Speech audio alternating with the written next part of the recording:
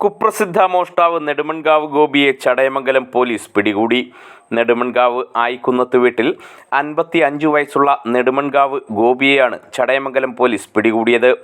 ഇളമാട് കുളഞ്ഞിയിൽ ശോഭനാ മന്ദിരത്തിൽ രമണിയുടെ വീട്ടിൽ നിന്നും മൊബൈൽ ഫോണും വാച്ചും 5000 രൂപയും മോഷണം നടത്തിയ കേസിലാണ് ഇയാൾ പിടിയിലായത്. ഈ കഴിഞ്ഞ 4-ാം തീയതിയാണ് കേസിനാസ്പദമായ സംഭവം നടന്നത്.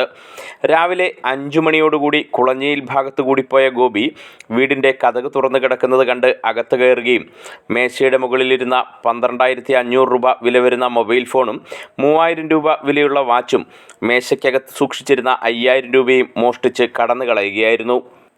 മോഷ്ടിച്ച ഫോണിൻ്റെ ടവർ ലൊക്കേഷൻ സൈബർ പോലീസ് വഴി മനസ്സിലാക്കിയ ചടയമംഗലം പോലീസ് പ്രതി പരവൂരിലുണ്ടെന്ന് കണ്ടെത്തുകയായിരുന്നു.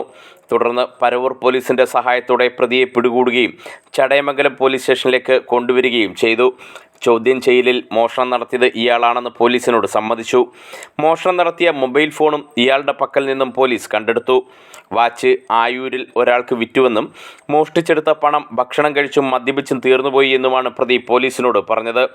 ഇളവക്കോട് സ്വദേശിയായ ഒരാളെ ആസിഡ് ഒഴിച്ച കേസിൽ ഇയാളെ കോടതി 10 വർഷം തടവ് ശിക്ഷയ്ക്ക് വിധിച്ചിരുന്നു.